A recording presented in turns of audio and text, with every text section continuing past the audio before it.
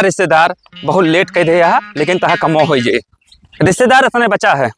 बस रिश्तेदार एक के बोझ चाहिए भाई, खरारा लगाओ, बहुत ज्यादा ना चाहिए। अरे बहुत लेट कह दे रिश्तेदार, नहीं तुम्हें एक ट्राली भेजवाई थी। पूरे गांव में एक एक बोझ हम राहटा भेजवाए हैं और 3-4 ट्राली हम बेचे हैं।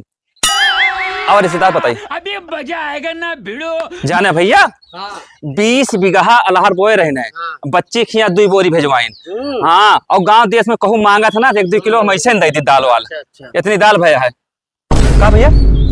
भैया बच्ची खिया पहुंचा दे है कि एक बोरिया, अब छोटकऊ खिया पहुंचाऊ कि एक बोरिया, तो हमार दलिया दे दिया 3 महीना से एक कटोरिया दाल लेके आवा, अब तक 5 किलो हो गए। हमार तू दलिया दे दिया भैया। अरे रिश्तेदार आवा। अरे यार रिश्तेदार आवा तो का रिश्तेदारों तो जाने बता तू बजल्ली राठा भाई और रिश्तेदार के बतावता कि 10 बीघा रात बोए रहे लाओ हमार दलिया दिया। अब 3 महीना दाल न दे तो खाए बिना मर जाते हैं। रिश्तेदार का चूतिया बनावता लाओ दिया हमार दलिया चूतिया।